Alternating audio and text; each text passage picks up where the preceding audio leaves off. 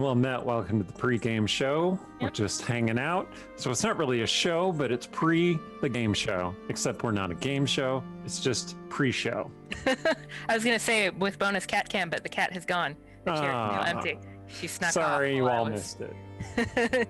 Getting my equipment all set up. We've been having a discussion about the realms and some recent announcements about the realms.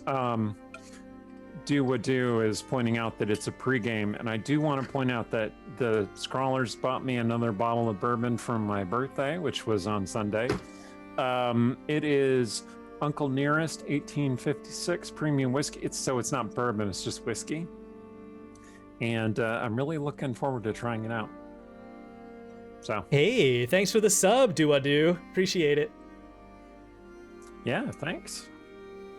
So just real quick, before we begin, once again this week, we have a giveaway from Teacup, the creator. So if you look in the lower corner of the stream, there are the commands there in order to win yourself one of those custom jumbo D20s. And our new logo, too. Oh, yes. Look down, below in the middle. Yeah, we decided to... yeah. We have some other like exciting announcements like later on down the road, but one of them required us to take a look at our logo and then maybe figure out a different shape, perhaps a shape that could appear on a dice face. Dun, dun, dun. I know I sound like I've never seen our logo before, but that's not the case. We've been talking about it all week, so. Yeah, we got the dragon quill going on right now. Like, let us know how you like it. Or if you don't like it. Oh no, don't tell us you don't like it. Just whisper it to me. Your hate fuels me. This claims to be the smoothest whiskey in Tennessee. Okay. Now we'll see. Yeah, I think Aaron also mentioned something like it's one of the first distilleries to be owned and operated by like a black woman, but maybe we'll verify that when she comes here. Yeah, she's got a lot of information to tell us about it. I'm not going to actually drink any of it until she shows up, so that she gets the full experience. Then you're going to do birthday shots all night, right? Yeah. Apparently. Well, he doesn't have to DM, he just has to play, so. Yeah, true. I mean, are there any good D&D drinking games that we know? Oh, I think we put them all on the bingo card. Oh, did we? Oh, that's right, yeah. I mean, I don't know about like general D&D drinking games, but certainly like our specific things. Yeah. Rodham Rye, huh? Interesting. I've heard of every time you crit and every time you critical miss, you drink a shot. Every time you kill a creature, like you get the killing blow, you take a shot. What up, Aaron? Hello. That took longer than I was expecting. Just opening up this bottle here, Aaron. We're hoping you could tell us about it, because you had all that information. Uncle Nearest 1856 bourbon?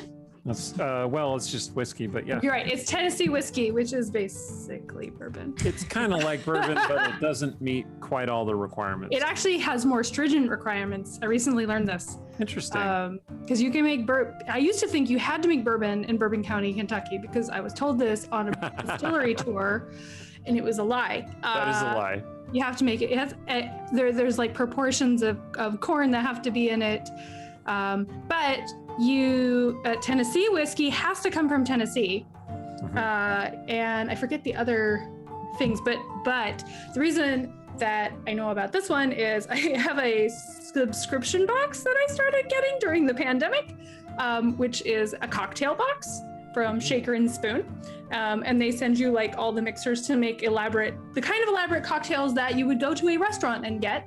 But I couldn't go to restaurants anymore. So this made me feel a little more like I could go out in the world. And the box, not this past time, but I guess the time before it, was Tennessee whiskey. And so what they do is they have different bartenders make these drinks, and then they suggest what bourbons to go with them. And this was one of the ones suggested. And what I thought was interesting about it, so it is named after the freedman who was Jack Daniel's head distiller, Uncle Nearest, who obviously got none of the credit. This distillery is actually the first distillery where a Black woman is the head distiller, which is pretty cool because in general, alcohol production is a bit of a boys' club. Yeah, it's a pretty white, pretty boys' club industry. I don't mean pretty boys. Most of them are, quite not pretty, but Let's not cast too many aspersions. Brewers are cool. Can be cool people. Some of them are very attractive. It's true. I very much enjoy meeting brewers at Washington Beer Lovers Festival every year. But I thought it was a cool story, so I thought, let's give it a try. And I actually really like it. It's really, really tasty. I feel bad putting it in a cocktail because it's nice. So that is what we got Eric for his birthday. Seldarine suggested that we need I did try it. But before I talk about it, Seldarine suggested we need a drunk history on alcohol, and that immediately made me think that maybe we need a drunk history on the realms. Oh goodness! Ooh, that'd be fun. We just get various people who've worked in the realms and have them talk about the thing that they want to talk about. We have Erin on there several times because she's got to talk about tieflings and she's got to talk about Dragonborn. I am too old to get drunk for other people's amusement. Yeah, I was just thinking drunk Ed Seldarine. I've never seen Ed drunk, and I've seen Ed drink a lot, so I'm not sure. I've definitely seen Ed tipsy. Okay. But also, when Ed's having a good time and he's kind of giggly, it's a little hard to tell the difference.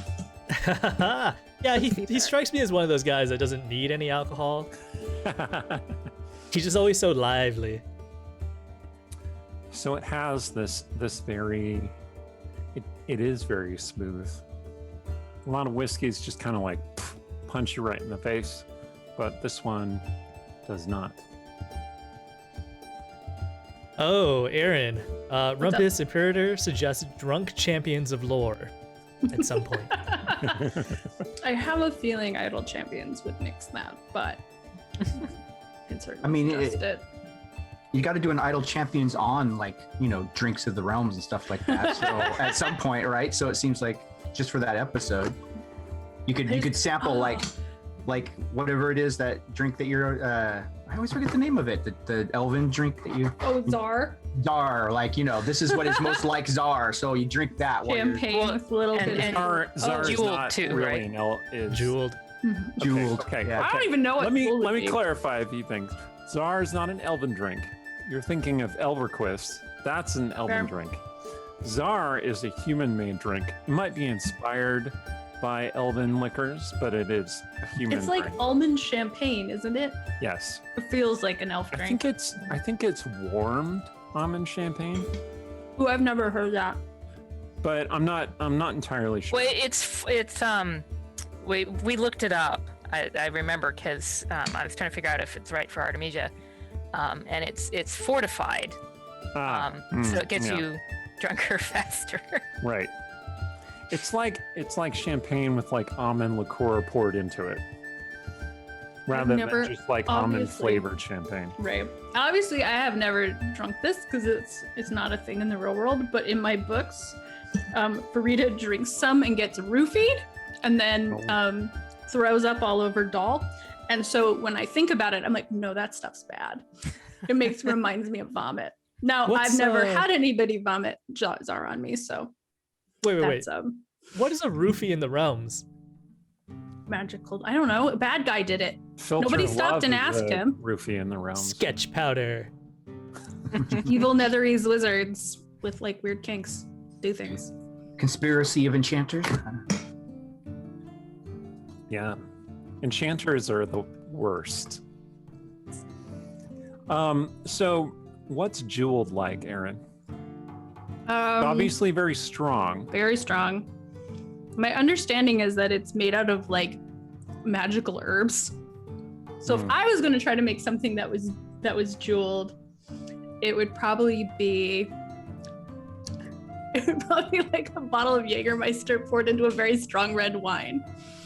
Because I think it's probably not great, but it's traditional. And maybe some vodka. Maybe vodka, red wine, and Jägermeister. Like Nothing good happens when you drink Jeweled. It is, I believe that like the original stuff was called thrall wine, and it was what like Théans drugged their captives with or something, and then it kind of got geez. split, right? And they're like, oh well, there's Jeweled and there's thrall wine, and they're not quite the same. There's a little baby. Oh boy. Oh, future D&D player right there. Well, yeah, it looks like the little dragon. Yeah. Arr, arr. What she got in her hand right there. Yo, what up, Enzo? Plus That's one Emily's teether. husband, Enzo. Yeah. Oh my god. No tail. Cutie. What a cutie. Oh, She's gonna have a really early entry on IMDb being on this show. I wanted to ask another question about alcohol, but then there was a baby in a dragon onesie. she and- can't understand us. It's fine. Yeah. Well, I know that's not why. it just disrupted the conversation. I was going to ask if anyone had a Mama Juana, which is Ah. the national drink of the Dominican Republic. It's this kind of like herbaceous, spiced alcohol drink. Mm-mm. I have a bottle of it, but the way it works with my bottle is that it's a bunch of herbs stuffed into a bottle, and then you're supposed to like pour rum into it and then Huh. leave it for a couple weeks, and it absorbs all the oils from the herbs. Interesting. I think of Jeweled, based on your description, as being kind of like that plus But with half a magic glass of red herbs. wine. Yeah. I don't know. The Mama Juana herbs are pretty magical. Like mulled wine, you know, mulled red wine. Having read the description of Zara, I think that it still fits Artemisia because, like, she feels like it's kind of elven, but actually it isn't, and it's very sweet. It's kind of like light, but actually it isn't. It's packs a punch because it's fortified. So I figured it fits her pretty well. I like it.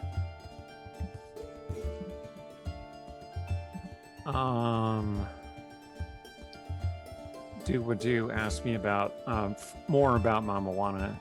So I'm just on Wikipedia about it, but it says that it's a mixture of rum, red wine, and honey with tree bark and other herbs. It's kind of a little bit like port wine. Ooh, Yeah, it's pretty cool. sounds see. delicious. It So- lists the herbs here,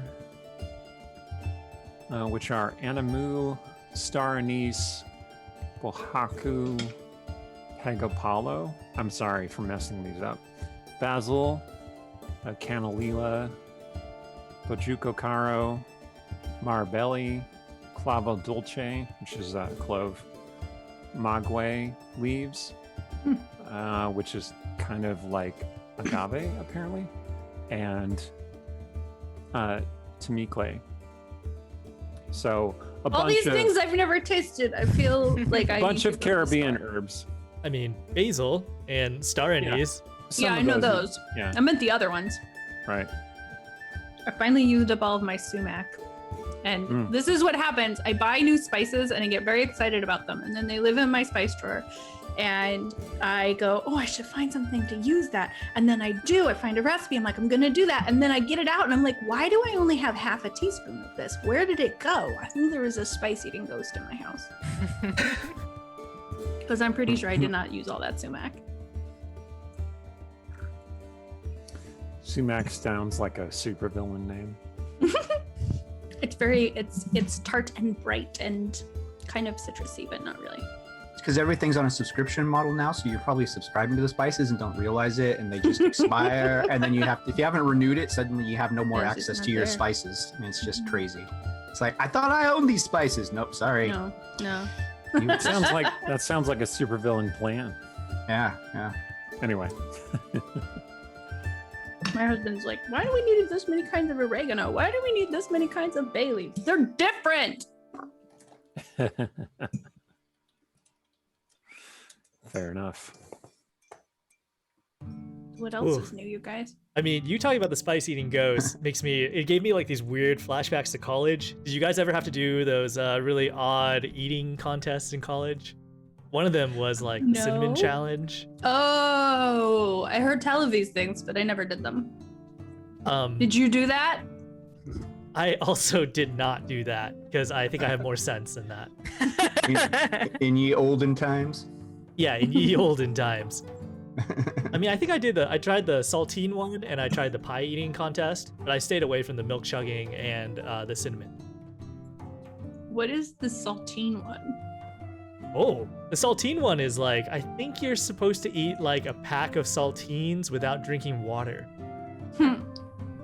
Oh. That's one of those ones where That it's makes me like thirsty just it hearing that seems like it sentence. should be not that hard, at least to me. That one's at sure least that- possible, right? I mean, you think so, and then you start doing it, and like it just absorbs all the saliva in your mouth. So once you hit about like after the 4th cracker, it just becomes impossible. It's almost painful. Like like when it you- was just like eat a sleeve of Simple saltines, I was like, I can do that. Then it's like, wait, no water till the end. Maybe It's not. like the spoonful of cinnamon challenge. Can yeah. you put butter on the saltines? No. That's cheating. hmm Butter and jam on saltines is very good. That sounds good. Another spice Yeah. question. What's your favorite Spice Girls song? No. I only know one of them, I think. If you want to be my lover, is that the title? I. What's the? No.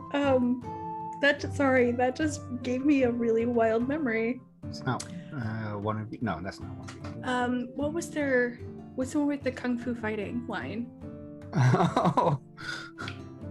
Oh, horrible! I'm also People of horrible the with world, titles. spice up your life. That one. Oh yeah, So yeah. my school would do a From lip Spice sync World. contest, Oh, and all the clubs would do lip sync performances.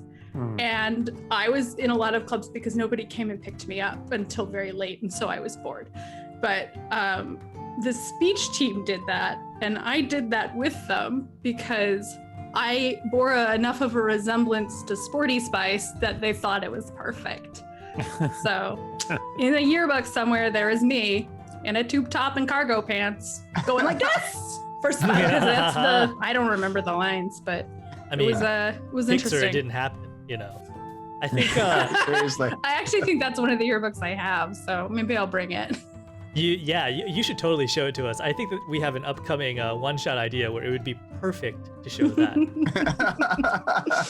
Do we want to talk about the upcoming one-shot idea that Yang Yang just? I have already talked about it on Discord, at least. I don't know if you will. Maybe I've talked about it in the chat even, or in the Hangout. Yeah, I don't think it's like a big I don't think it's a secret. secret.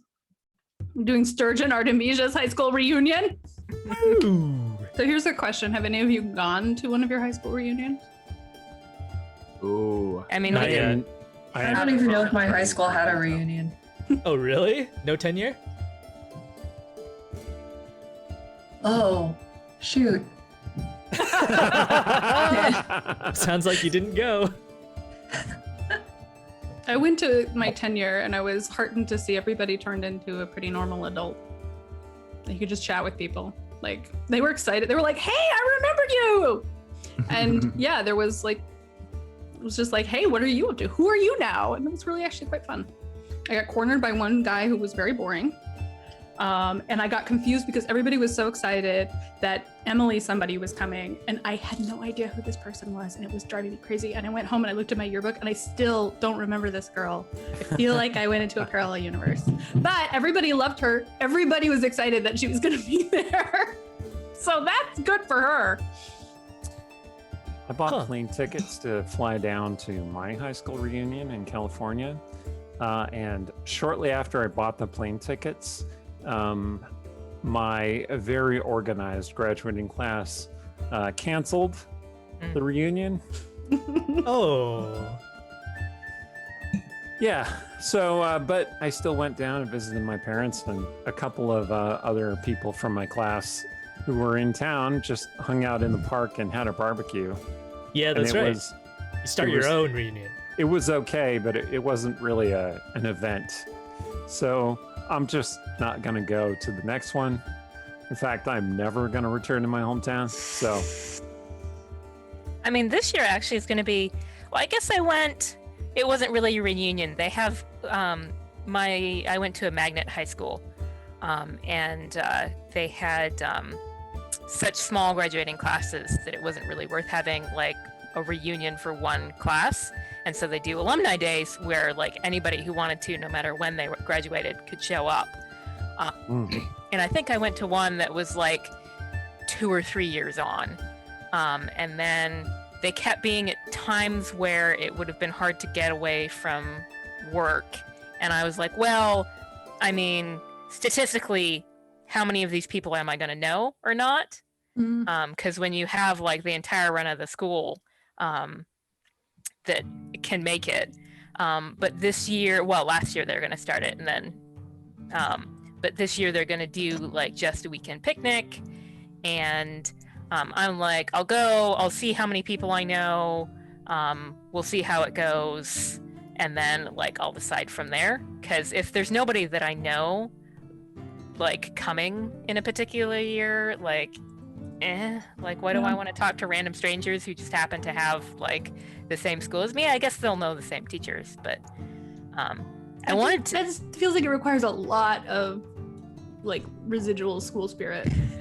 Yeah. I wanted to get my sister to come with me because we were 4 years apart and we both went to this same magnet school. So I figured like we got there a good spread. Like if we hang out next to each other, we can at least like introduce each other to people that we each knew. But she's not so into the idea of like talking about her life to even random people that she's like, it's better with a stranger because then you can just like talk about whatever you feel like. But with somebody you sort of know, then you have to give them like real details, and she's not into that. So I'm just like, I can talk to people and tell them about my books. Come back here and buy my book. You just set up a aspects booth at of the it. back, Yes. back of the dance floor. Like you got your little booth with your books It's like anyone who doesn't want to dance. Come and pick a book. That's right. doing. I actually adult thing, remember like what happened read with a my book. high school reunion. I got added to this Facebook group for all the alumni from our year, and turns out they'd had the reunion already. And then after the fact, they realized, Wow. oh wait, there were a bunch of other people in this school too. And then Lord. Wow. Yeah. Wow. That's what you get, like, if you join like the Facebook group or something of your school, and you just find out about all the parties that were happening and all of the crazy stuff that went on, like that you weren't even aware of, especially if you were like a nerd like me. But anyway. Magnet High School, all nerds. Yeah. 100% nerds. Well, that's the thing. I went to performing arts high school, but there was definitely like, there was still, yeah. But were there like I mean, we're tiers all of playing nerds? D&D here, so Right. Yeah. I feel like Yeah. even nerds would like tier out into like the cool nerds or like the ultra intelligent nerds that ask trivia questions to everybody else, and it's like, if you don't know it, you can't hang with us. You can't sit at this No. lunch table. No, the man. gatekeeping Wow. nerds. No, no gatekeeping. I mean, people. Nice. It wasn't like one big friend group. It was more like, say, a convention where like if you go to the convention hall, you have the Filkers who are all talking to each other because they want to talk about Filk. The And you- filkers. You had high school filkers? Amazing. No, Oh, okay. metaphorically That is a is what I'm different talking magnet about. school. You Yes. blew my mind. No, actually, we were science and tech and arts and communications. So the drama nerds and the like music nerds went to CE Mason was the name of the school. So CE, A&C, Arts and Communications. It's all coming back to me, man. Anyway, so they were at a different school. But Who was no. the hottest nerd in your school? And what made them so popular or attractive? see, like I reject your like hotness hierarchy, man. Just say it was me. Okay. Hottest nerd. All right. Yeah, all right. Interesting, because like thinking back, like there was definitely like you were popular or not popular kind of thing, but the idea of like these are the X nerds, like it was more like there were centers of gravity that people kind of went towards, but they would move between them. So like there were band nerds. Band people all hung out together, but the band people were also cross-country people or drama people, or like they wore golf clothes, or they were, whatever. And so like thinking about like, were there hard lines? Like, I don't think that was really a thing. Now that still didn't mean that like everybody was huggy, because I was definitely very unpopular. But not because I was in a particular group. We're 5 minutes till. So Yep. I was like, waiting for Erin I have to finish her thought. Anybody else want to add anything before we go to our quick break? All right, we'll see you in a bit. I'll go.